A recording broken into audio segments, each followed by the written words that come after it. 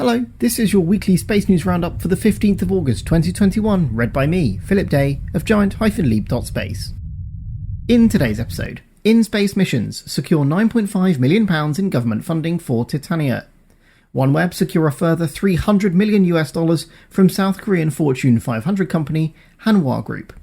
Inmarsat supercharge the L-band for marine communications with Elera upgrade, and tickets for the UK Space Conference go up for registration. The hashtag job of the week this week comes from MagDrive at Harwell, Oxfordshire. The team is recruiting for an entry-level job, pulling in a cool £30,000 to £50,000. Stick around for more details. Find us on patreon.com/giantleap for unique membership perks such as access to our Discord server and early Roundup releases. If you'd like to feature your job as job of the week, or you simply need to either visit our awesome space merch store or find out more about other formats, head over to giant-leap.space.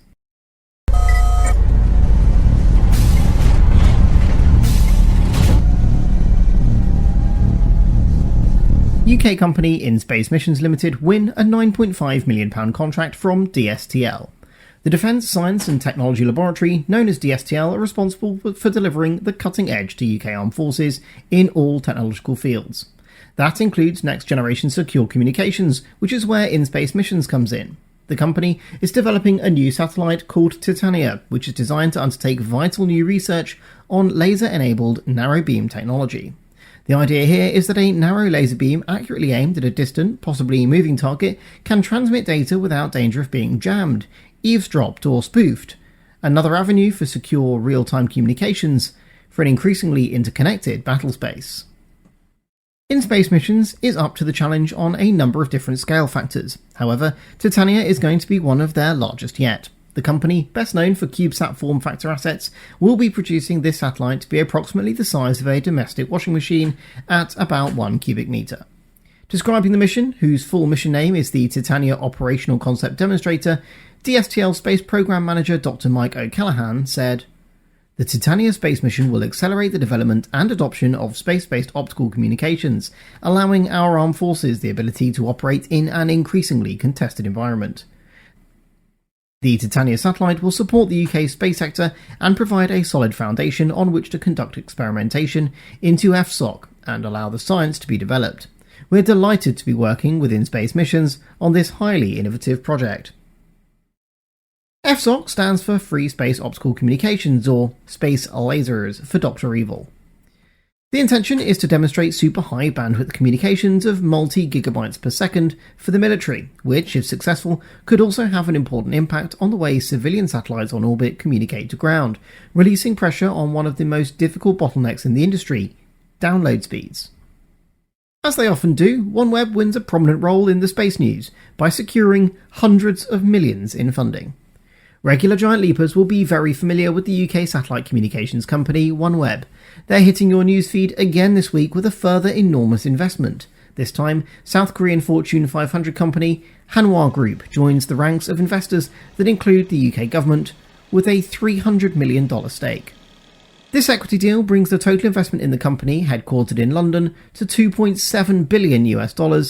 Business Secretary Kwasi Kwarteng said in the press release, "It's clear that leading global investors see a promising future for this groundbreaking company and a robust commercial case for investment," he said, continuing, "The government's equity stake in OneWeb not only allows the UK to capitalise on our first mover advantage to deploy low Earth orbit technology, but will put our country at the forefront of the small satellite market, which is set to rapidly expand over the years ahead."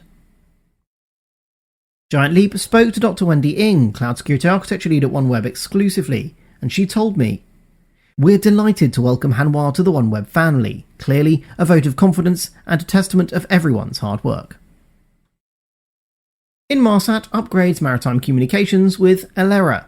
Elera is a pretty big package from Inmarsat. In fact, it aims to revolutionise air traffic management over the skies of Europe, allow railways across the world to operate fully autonomously, unlock lunar communications through Project Moonlight, and, speaking of space, unlock continuous LEO communications for mapping from synthetic aperture radar satellites too. They don't stop there. The company cites almost a dozen further use cases for Elera. So, what is it? A future-facing communications network that can realise the extraordinary potential of new technologies and enterprises, the company says. Really, we're talking about an IoT network based on the L-band network, which is very popular for maritime applications. Giant Leapers will recall that we recently discussed the Inmarsat Orchestra product. It's the junction between SATCOMs and 5G for continuous high-quality service worldwide. Elera seems to be an extension of the same idea, an upgrade for the satellite communications elements of the works, which companies such as SpaceX with Starlink or our own OneWeb are suggesting could get left behind with regard to high-speed, low-latency satellite-enabled broadband. It might be of some use to visit why the difference between the service provisions and why even upgraded the L-band isn't looking like hyper-fast broadband. LEO constellations such as OneWeb's consist of hundreds or even thousands of satellite stations. They operate relatively close to the surface of the Earth, so the latency between surface and satellite is pretty small. Match that against the part of the electromagnetic spectrum that they have been assigned. Their radio frequencies, and they're operating on wavelengths that can contain a lot of densely packed information, are packing a real data packet punch. Now, if we consider traditional satellite communications, we go to a small number of satellites, perhaps, as in Inmarsat's case, 13. Unlike OneWeb or Starlink, who each already have hundreds in orbit, these 13 can more than cover the entire globe, though service in polar regions is admittedly poor. The point is, these van-sized satellites can do alone what the LEO constellations need dozens for. Inmarsat's L-band satellites are all in geostationary orbit too, about 30 times further away than OneWeb's. A full return trip for data to LEO is only about 3,000 kilometers, but to GEO and back is an incredible 70,000 kilometers. The L-band is a wavelength which is limited by the laws of physics for the amount of bandwidth it can provide, and so, whilst it's great at providing reliable, low-intensity connectivity, these platforms in GEO, which have a service life of about 15 years, were never designed to provide true broadband connectivity. Now, Inmarsat finds itself in a battle for the edge that will maintain their significant lead over all other companies regarding providing global satellite communications. Orchestra harnesses non-satellite technologies to subscribe businesses into a model which keeps Inmarsat running, whilst they rent 5G data packets from the usual telecoms giants. Only when you're out in the sticks do you really need to fall back on satellites. If Giant Leap understands it right, the Elera upgrade is designed to ensure that the user experience when you're using the satellites is improved from 5 years ago, and demonstrates to the thousands of loyal Inmarsat customers that the company continues to deliver world-beating solutions. All of this may sound a little disheartening, but it's time to remember what the Inmarsat network is used for: operations, not directly business, not primarily family connectivity or streaming. Inmarsat have proven reliability in a world where nothing is more important. They've provided safety and security for high-risk operations for decades, and they continue to improve the experience of being an Inmarsat customer. Can you download 4K movies in real time? No, but if you're using the L-band at sea or anywhere else, you probably don't want to. The UK Space Conference next. 2 weeks ago, with your help, we had our most successful news roundup ever. Thank you so much to each of you who liked, commented and shared the roundup. I know it's cheeky, but could you take the time to like this? And if you're a regular attender, even share this to social media. It'd help the channel enormously. Thank you for continuing to help.